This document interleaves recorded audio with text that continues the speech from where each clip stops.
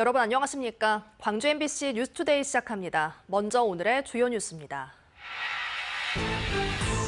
장성의 국립아열대 작물센터가 착공식을 갖고 공사에 들어갔습니다.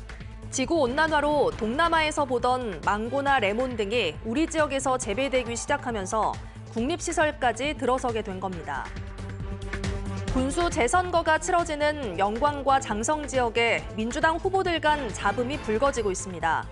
일부 후보의 복당과 경선 방식에 문제를 제기하며 민주당을 탈당하는 이들도 나오고 있습니다. 노인 건강타운을 오가는 셔틀버스가 예산 부족을 이유로 최근 운영을 중단했습니다. 시내버스라도 더 배차될 줄 알았던 노인들의 불편과 불만이 큽니다. 경상북도가 동해안에서 나는 해조류에서 추출한 물질로 난임 문제를 해결하는 사업을 키우려 팔을 걷어붙이고 나섰습니다. 동남아에서나 재배되던 망고나 레몬 등의 아열대 작물이 우리 지역에서도 많이 생산되고 있습니다. 지구온난화가 농가에는 새로운 소득 작목을 제공한 건데요. 아열대 작물의 재배가 늘면서 장성의 국립아열대 작물센터가 공사에 들어갔습니다. 보도에 주현정 기자입니다. 예로부터 일조량이 많고 기온차가 커 과일의 주산지로 이름난 장성. 이곳에서 30년 가까이 사과와 포도 농사를 지어온 나우석 씨는 몇 년 전 아열대 작물 재배로 눈을 돌렸습니다. 기후는 한 해가 다르게 바뀌고 일손 구하기도 어려워지면서 손은 덜 가면서 수익성은 좋은 작물을 고민하다 애플망고를 선택했습니다. 나무마다 탐스럽게 익어가고 있는 자줏빛 과실. 단맛과 향이 뛰어나 태양의 알이라고 불린다는 아윈종인데 국내산 애플망고를 찾는 이들이 늘면서 사실상 전량이 직거래나 수도권으로 팔려나가고 있습니다. 이렇게 생겼고 국내산 망고들은 보시다시피 거의 현지에서 95% 이상 익혀가지고 수확을 합니다. 그래서 이제 애플망고의 제대로 본연의 맛을 그대로 갖고 가있죠. 인근의 또 다른 시설하우스. 우거진 초록 잎사귀 틈으로 주먹만한 열매가 주렁주렁 열렸습니다. 인도 같은 따뜻한 나라에서만 자라는 줄 알았던 레몬입니다. 약품 처리돼 유통되는 수입산과 달리 국내산 레몬은 비타민이 그대로 살아있어 수요가 늘고 있습니다. 고소득 작목으로 각광받으며 장성에서만 12개 농가가 레몬 재배에 뛰어들었습니다.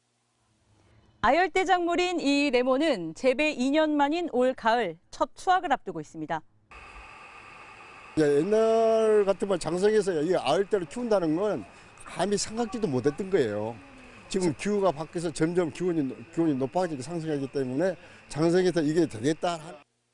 지난 100년간 국내 연평균 기온이 약 1.6도씩 상승하면서 아열대 작물 재배도 늘었습니다.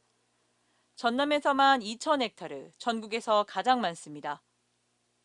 기후변화에 따른 미래 농업 연구가 시급해졌는데 농촌진흥청은 장성군 3계면에 아열대 작물 재배를 연구하고 실증할 국립아열대작물 실증센터를 세웁니다. 2026년 문을 열 센터는 총 사업비 370억 원이 투입되는 국책 사업으로 장성군은 국내 아열대 작물 재배 연구의 전초 기지를 넘어 지역 농가의 새로운 소득 창출을 기대하고 있습니다. 기후변화에 선제적으로 대응해 우리 장성 발전의 새로운 전기 마련과 신소득 창출 기회 제공은 물론이고 대한민국 미래 농업의 핵심 역할을 해낼 것입니다. 장성은 남방, 북방 한계점이 교차하는 지점으로 국내 맞춤형 아열대 작물 재배 연구 최적지로 평가받고 있습니다. 심화되는 기후변화가 역설적이게도 농가에는 새로운 소득원을 제공하고 있습니다. MBC 뉴스 주현정입니다. 아침 저녁으로는 꽤 선선해졌습니다만 낮 동안은 아직 더위가 남아 있습니다. 오늘 하늘 모습 보시면 구름 거의 지나지 않고 있습니다. 종일 맑은 날씨가 예상되는 가운데 낮 동안 볕이 뜨겁게 내리쬐겠습니다. 폭염특보도 남아있는 상태입니다. 광주에서는 특보가 해제됐지만 전남 동부 지역과 서쪽 일부 지역을 중심으로 아직 폭염주의보가 발효 중이고요. 낮 동안 체감온도 33도 안팎까지 올라 덥겠습니다. 광주의 기온 어제 어제와 비슷하겠습니다. 아침 기온 22도로 출발했고요. 한낮 기온은 32도 안팎까지 치솟겠습니다. 날씨 정보였습니다. 곡성 영광군수 재선거가 50여일 앞으로 다가왔습니다. 각 정당마다 후보 공천에 속도를 내고 있는데요. 민주당의 사정이 시끄럽습니다. 복당과 경선 방식에 반발한 일부 후보가 민주당을 탈당하면서 벌써부터 혼전 양상입니다. 송정근 기자의 보도입니다. 민주당 곡성군수 경선 후보자는 1차 공모까지만 하더라도 3자 대결이었습니다. 강대광 전 곡성군 의원과 유군기 전 곡성군수, 정환대 전 전남도 의원이 곡성군수 자리에 도전장을 내밀었습니다. 그러던 중 민주당이 지난달 25일부터 경선 후보 2차 공모에 나서고 무소속으로 활동하던 조상래 전 전남도 의원이 추가 모집 시기에 민주당에 복당하면서부터 선거판이 요동치기 시작했습니다. 1차적으로 우리가 면접을 통해서 했기 때문에 그 결과를 보고를 한다든가 이런 절차가 있었었는데 일절 말씀 없이 추가 공모 절차를 또 거치게 됐고, 경선 방식도 권리당원 50%와 안심번호 선거인단 50%로 하던 기존 방식과 다르게 100% 국민참여 경선으로 하기로 결정나면서 후보자들의 반발은 극에 달했습니다. 정환대 후보는 민주당을 탈당하기까지 했습니다. 당비를 내는 당원들의 권리를 무시하는 경선 방식은 용납하기 어렵다는 겁니다. 민주당의 후보를 뽑는 경선이 돼야 하는데 결과적으로 국민을 대상으로 이 경선을 치른다는 것은 결과 군수를 뽑겠다는 의도가 아니겠습니까? 그래서 이런 부분들은 저는 받아들이기 힘들다. 조상래 후보는 당내 여론조사와 기타 여론조사에서 자신이 앞서가고 있어서 타 후보들이 견제하고 있는 것 같다면서 6월 복당 시기를 놓쳤는데 이번에 우연히 민주당에서 추가 모집을 하게 돼 거기에 응해 복당하게 됐다고 밝혔습니다. 또 무소속 상태에서 당선이 돼도 민주당에 복당하겠다고 그동안 국민들에게 약속했다고 덧붙였습니다. 당선이 되면은 복당을 해서 민주당으로 들어가겠노라고 했었는데 우연찮게 이제 또 민주당에서도 다시 추가 모집, 그러니까 후보자 공모가 있었기 때문에. 유군기 전 곡성군수는 경선 규칙이 불합리하다고 생각하지만 당의 규칙을 따르며 경선을 완주할 생각이라고 밝혔습니다. 더불어민주당은 오는 6일과 7일 이틀 동안 결선 투표가 있는 국민 경선 방식으로 곡성군수 재선거 본선 진출자를 가립니다. 영광군수 재선거도 경랑입니다. 민주당이 장세일 후보를 최종 후보자로 선정했는데 경선 과정에서 사퇴한 장현 후보가 중앙당에 의해 사퇴당했고 특정인 밀어주기 의혹도 제기된다고 반발하고 나섰기 때문입니다.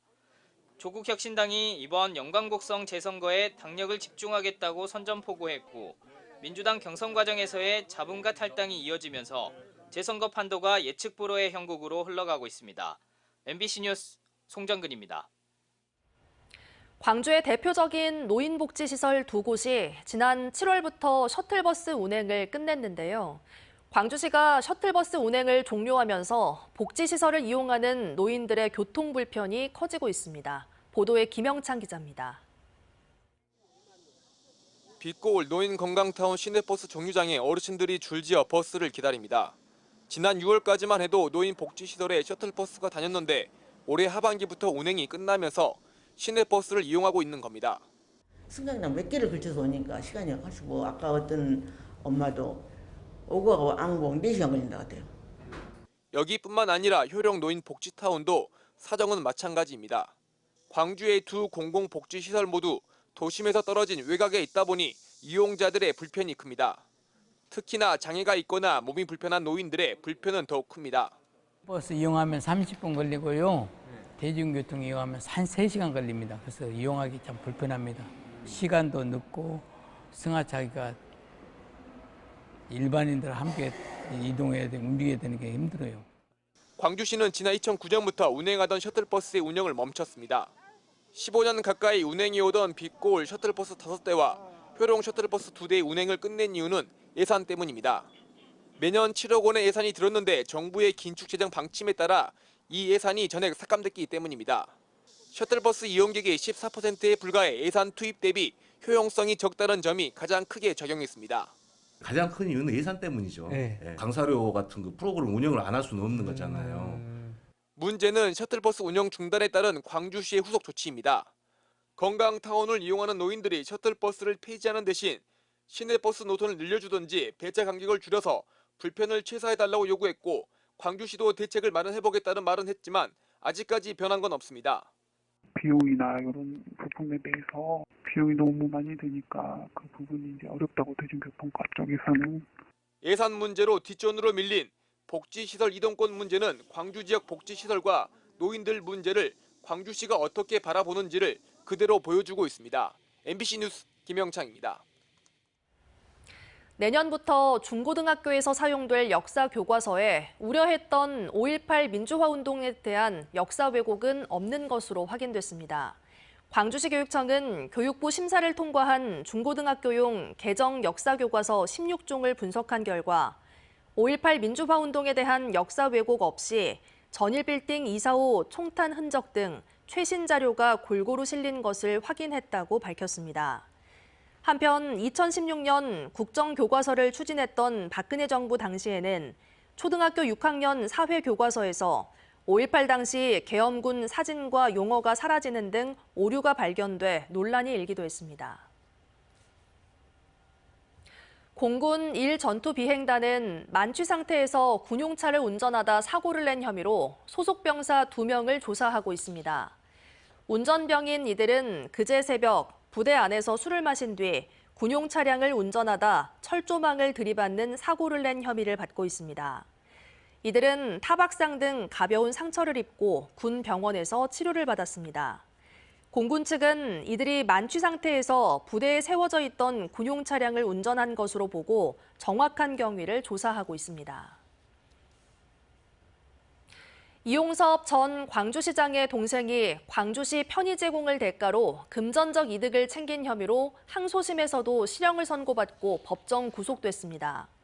광주지법 형사 2부 김영하 부장판사는 특정 범죄 가중처벌 등에 관한 법률 위반 혐의로 기소된 이모 씨에 대한 항소심에서 피고인과 검사의 항소를 모두 기각하고 이 씨를 법정 구속했습니다. 이 씨는 민간공원 특례사업 우선 협상자 선정을 노리는 호반건설 측에 광주시청 업무에 대한 편의 제공을 제안하고 2018년 1월부터 133억 원 상당의 철근 납품 기회를 받아 4억 2천여만 원의 이득을 취한 혐의로 기소됐습니다.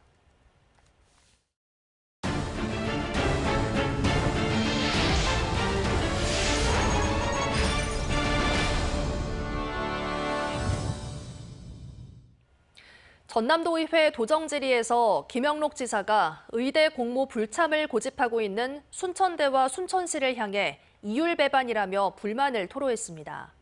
일부 의원들은 의대 문제로 동서 갈등이 깊어지고 있다며 다소 엉뚱한 해결 방안을 제시하기도 했습니다. 김윤 기자가 정리했습니다.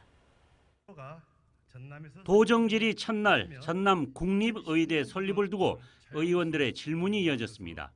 의대 유치 문제를 두고 극심한 지역 갈등 양상이 빚어지고 있다며 서부와 동부 중간 지역에 의대를 설립하자는 다소 냉소적인 방안이 등장했습니다. 그래서 또 다른 안을 가지고 왔습니다. 순천하고 목포가 싸우지 말고 그냥 중간에다가 설치하자. 그냥 장의에다가. 또한 의대 공모에 탈락한 지역에 대한 소외 문제가 우려된다며 대책을 따지기도 했습니다. 공모 절차를 통해서 선정되지 않는 지역에 대한 대책은 어떻게 마련하고 계십니까? 답변에 나선 김영록 지사도 공모에 불참하겠다는 순천대 등을 향해 작심 발언을 이어갔습니다. 왜 권한이 없는 도의 행위라고 하면서 전라남도 하는 일에 대해서 그렇게 많은 깊은 관심을 갖고 있는지 그것부터가 이율배반이다 이렇게 생각을 하고 또한 공모 절차의 공정성을 담기 위해 최선의 노력을 다하고 있다며 의대 유치를 성취하자고 말했습니다. 도정질의에서는 정부의 이민청 설립과 관련해서 전라남도의 노력이 부족하다며 목숨을 걸어야 한다는 질타의 목소리도 나왔습니다. 분산에너지법 시행과 R200 기업 유치 방안에 대해 전남도의 적극적인 역할을 주문하고 이달로 다가온 정부의 신재생에너지 허가 불허 방침에 대한 대책을 묻기도 했습니다. 전라남도의 신재생에너지 산업에 경쟁력에 큰 타격이 있을 것으로 이렇게 예상이 되는데 우리 도 차원에서 어떻게 대응하고 있는지 간단하게 설명 부탁드리겠습니다. 전남 도의회 하반기 도정질의 첫날은 뚜렷한 쟁점과 이슈가 없이 나열식 질문에 그쳐 다소 지루하게 진행됐습니다. MBC 뉴스 김윤입니다. 목포에서는 손혜원 전 민주당 의원이 목포시에 기증한 나전칠기를 두고 논란입니다. 나전칠기 박물관을 세울 공론화위원회가 오늘 시민공청회를 개최할 예정인 가운데 무리한 사업이라는 반발이 나오고 있는데요. 목포시는 현재 재정 상황을 감안해 공립박물관 건립 방식으로 자체 예산 투입을 최소화하겠다는 입장이지만 넘어야 할 산이 만만치 않습니다. 보도에 신광하 기자입니다. 목포시가 나전칠기 박물관 건립을 추진한 것은 지난 2022년 8월입니다. 이후 관련 용역을 발주한 뒤 손혜원 전 의원, 크로스포인트 문화재단과 업무 협약을 체결하면서 박물관 건립 사업은 행정적으로 속도를 내기 시작합니다. 지난 2월 열린 시민공청회에서 목포시는 후보지 4곳을 발표했고 건립 예상 비용으로 100억 원을 추정했습니다. 나전칠기 박물관을 공립박물관으로 건립하면 목포시 투입 예산을 60% 수준으로 줄일 수 있다고 밝혔습니다. 이제 박물관 설립 타당성 평가 신청서를 완성해서 문체부에다 제출하게 되는 이런 과정을 추진해 왔던 겁니다. 박물관 건립을 반대하는 측에서는 열악한 시 재정을 고려하지 않은 성급한 사업이라는 입장. 재정 자립도 18% 수준의 목포시가 100억 원대 박물관을 건립하는 것은 맞지 않다는 겁니다. 그 사업이 진행되면 추가로 더 들어갈 수도 있거든요. 그럼 최소 130억, 150억이 들어가는데 그러고 나서 운영 관리도 시비로 한다. 그것은 저희 먹부시 재정으로 감당하기 너무 힘듭니다. 필요하다면 일단 수장고를 먼저 만든 뒤 박물관 건립을 추진하자는 의견도 있습니다. 정 안 된다면 재정이 어렵다면 수장고에다 몇 년 좀 놔뒀다가 재정이 좋아지면 다시 만드는 방법도 있잖아요. 손혜원 전 의원은 박물관 건립이 전제되지 않으면 기증품의 소유권 이전 문제를 법적으로 재검토하겠다는 입장을 밝혔습니다. 박물관 건립 찬성 측과 무리라는 주장이 정면 충돌하는 상황인데 정치권 갈등으로도 비화될 조짐을 보이고 있습니다. 무소속 시장이 추진하는 사업을 민주당이 다수인 시의회가 예산 승인권으로 통제하는 상황이기 때문입니다. 공론화위원회는 8차 회의 이후 첫 시민공청회를 개최할 예정입니다. 최초의 찬반 토론이 될 공청회에서 드러날 시민 반응은 나전칠기 박물관 건립의 분수령이 될 전망입니다. MBC 뉴스 신광하입니다. 전국 농민회 총연맹 광주시회가 어제 광주시청에서 기자회견을 열고 정부가 양곡관리법 개정안을 거부한다며 윤석열 정권의 퇴진을 요구했습니다. 이들은 매년 반복되는 쌀값 폭락에도 정부가 제대로 된 대책을 수립하지 않는 게 가장 큰 문제라고 주장했습니다. 또 15만 톤 이상의 재고미를 시장에서 일시에 격리하라는 농민의 요구에도 정부가 적은 양을 나누어 격리하고 있다며 이는 쌀값 안정에 대한 의지가 없는 것이라고 덧붙였습니다. 광주 백운 지하차도 사업비가 기존 590억 원에서 320억 원가량 더 늘어나게 됐습니다. 광주시와 광주시 도시철도 건설본부는 편도 2차로에서 양방향 2차로로 사업 내용이 바뀌면서 대략적인 예산을 먼저 반영했고 이후 전문 용역으로 정확한 금액을 산정해 증액하게 됐다고 밝혔습니다. 추가 비용은 모두 11호 내년 본 예산에 반영되고 내년 6월 정상 개통을 목표로 사업이 추진될 예정입니다. 광주시 종합건설본부를 해체 수준으로 개혁해야 한다는 주장이 나왔습니다. 강수훈 광주시의회 의원은 어제 오전 본회의 5분 발언을 통해 올해 종합건설본부가 추진하는 사업은 모두 59건인데 이 가운데 40%가 일시정지 상태라고 밝혔습니다. 그러면서 사업을 기획하는 주무부서와 이를 시행하는 건설본부가 서로 책임을 전가하는지 살펴야 한다며 건설본부를 해체하고 주무부서로 업무를 일원화하는 방안을 고민하자고 덧붙였습니다.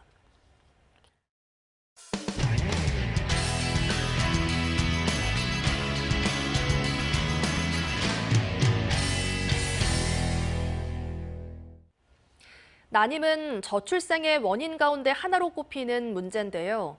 난임 예방 치료에 경북 동해안의 해조류를 이용하는 연구가 진행돼 관심을 모으고 있습니다. 포항문화방송 장성훈 기자입니다. 해조류는 폴리페놀 같은 항산화 물질이 풍부하기로 유명합니다. 항산화 물질을 섭취하면 장내 미생물의 불균형을 막아줘 난임에도 효능이 있습니다. 이런 사실에 착안해 경상북도가 분당 차여성병원과 공동으로 해조류를 이용한 난임 효능 물질 개발에 나섰습니다. 올 초부터 대왕과 미역, 모자반 등 경북 동해안에 많은 해조류 8종에서 항산화 물질을 추출한 뒤 동물 실험을 통해 장내 미생물과 난자 건강에 효능이 있는지 연구하고 있습니다.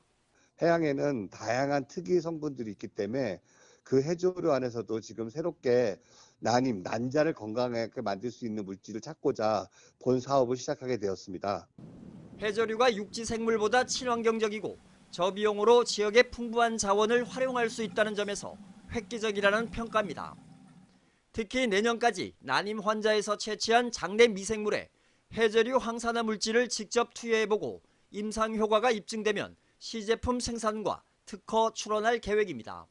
자궁의 항기 착상에도 주는 그 환경을 좋게 만들어준다든가 정자나 난자 또는 수정란을 배양할 때 배양액에 이게 첨가되어서 들어가면은 생식세포를 발생시키고 그 배양하는 데 크게 도움이 되죠.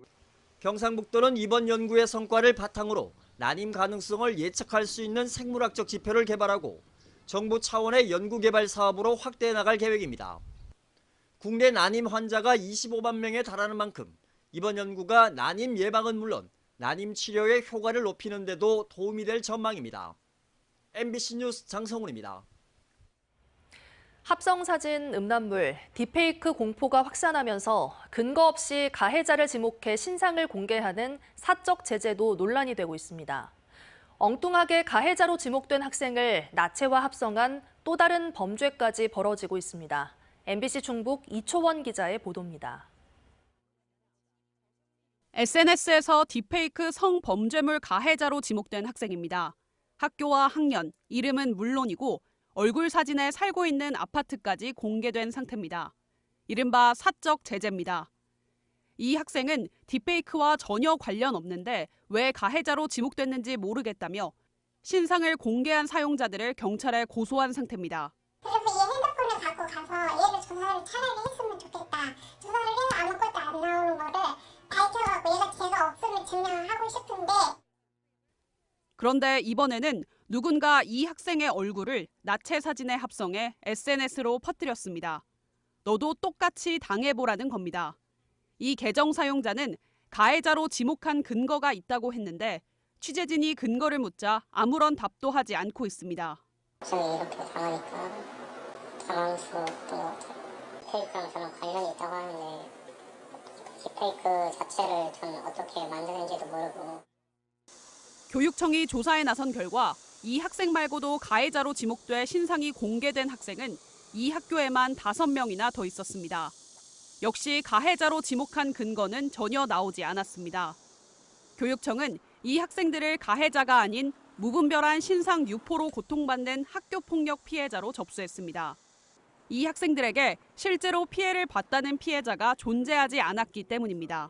우리 이 사안은 참 특이하게도 피해를 호소하는 학생들이 나오지 않았는데 가해로 지목당한 학생들이 수면 위로 올라왔거든요. 가해 학생이 아닌 이런 신상 유포를 통해서 피해를 계속 누적당하고 있는 피해 학생들이다. SNS에는 비슷한 사례가 적지 않습니다. 텔레그램에 가입한 적이 없는데 가해자로 지목되거나 다니는 학교와는 전혀 다른 엉뚱한 학교 가해자라는 글도 돌고 있습니다. 가해자로 지목됐을 때도 이게 진짜 맞는 건가? 현실인가도 사실 생각 들면서 급식을 먹을 때도 이제 복도를 걸을 때도 다른 사람이 날 쳐다본 건지 안 쳐다본 건지 모르겠는데 그냥 저 혼자 미치게 돼서. 학부모는 가해자로 지목된 이후 밥도 먹지 못하고 공부도 못하며 가만히 누워만 있는 아들이 걱정입니다. 이 나이까지 이 저를 다 겪고 나도 이렇게 벌벌 떨리고 힘든데 쟤는 얼마나 힘들까 처음 겪는 일인데 그래서 솔직히 병원 법원 상담도 가야 될 것 같기도 하고. 경찰은 명예훼손뿐 아니라 합성물을 이용한 성범죄 혐의를 적용해 사적 제재에 나선 계정 사용자들을 추적하고 있습니다. MBC 뉴스 이초원입니다. 바위를 넘고 계단을 오르고 장애물을 자유자재로 넘어가는 바퀴를 국내 연구진이 세계 최초로 개발했습니다. 장애인들을 위한 휠체어는 물론 이동형 로봇 등 다양한 분야에 활용될 것으로 기대됩니다. 대전문화방송 최기웅 기자가 소개합니다. 마네킹을 태운 휠체어가 건물 밖으로 나갑니다. 인도와 보도 경계턱을 만나자 휠체어 바퀴가 갑자기 말랑해지더니 자연스럽게 넘어갑니다. 바퀴가 장애물에 맞춰 변하는 건데 바위를 넘는데도 문제가 없습니다. 딱딱한 정도, 강성을 자유자재로 조절할 수 있는 바퀴, 모핑 휠입니다. 국내 연구진이 세계 최초로 개발했는데 액체 방울이 동그란 형태를 유지하는 표면 장력 원리에서 착안했습니다. 높은 표면 장력 상태를 유지할 때에는 원형의 단단한 형태를 유지를 하게 되고 표면 장력을 낮춰주게 되면 말랑하게 강성이 바뀌게 되면서 이번에 개발된 모핑휠은 강성을 자유자재로 조절할 수 있어 어떤 환경에서도 안정적인 주행이 가능합니다. 18cm 높이의 계단을 안정적으로 오르는 등 휠 반경 1.3배 높이 장애물까지 극복할 수 있는 성능까지 현재 구현했습니다. 인류 역사를 바꿨던 발명, 바퀴가 다시 새롭게 진화하고 있습니다. 현재는 자동차 같은 곳이나 다른 탑승형 로봇 같은 곳에서 일반 휠을 활용하고 있습니다만 이 변형 휠을 활용하게 되면 지연 극복 능력이 극대화되면서 이번 연구 결과는 로봇 분야 국제학술지 사이언스 로보틱스 8월호에 표지 논문으로 게재됐습니다. MBC 뉴스 최규웅입니다. 일상 속에서 지역 예술을 만나볼 수 있는 양림 골목 비엔날레가 개막했습니다. 어제 개막한 양림 골목 비엔날레는 커넥팅 웨이, 연결을 향해라는 주제로 광주 남구 양림동 일대에서 오는 11월 10일까지 68일 동안 열립니다. 양림 골목 비엔날레는 코로나 시기에 침체됐던 양림동 미술관 거리에 활력을 불어넣고자 지역을 기반으로 하던 예술인과 주민, 상인들이 주축으로 기획한 경년제 골목 미술축제입니다. 양림 골목 비엔날레는 마을 전체가 미술관이 되고 상인과 주민은 각자의 공간에서 예술적인 취약을 펼쳐내며 방문객을 맞이한다는 점에서 호평을 받고 있습니다.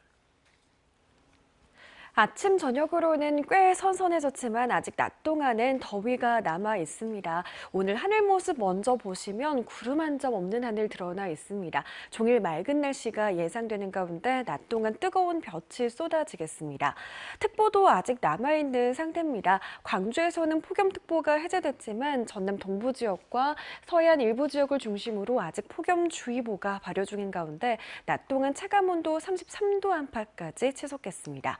광주의 기온 어제와 비슷하겠습니다. 아침 출근길 기온 22도 보이고 있고요. 한낮 기온은 32도 안팎까지 치솟겠습니다. 일교차는 10도가량으로 크게 벌어지겠습니다. 강진의 한낮 기온 무려 34도까지 오르면서 낮 동안은 무더운 날씨가 예상되고요. 여수의 낮 기온 30도 안팎 예상됩니다. 바다의 물결은 전해상에서 최고 1m로 잔잔하게 일겠습니다. 오늘 밤부터는 날이 흐려질 수 있겠고요. 내일과 모레는 소나기 소식 들어있습니다. 날씨 정보였습니다. 이상으로 뉴스 마칩니다. 함께해 주신 여러분 고맙습니다. 언제 어디서나 내 손 안의 뉴스. 광주 MBC 뉴스 유튜브 구독으로 함께하세요.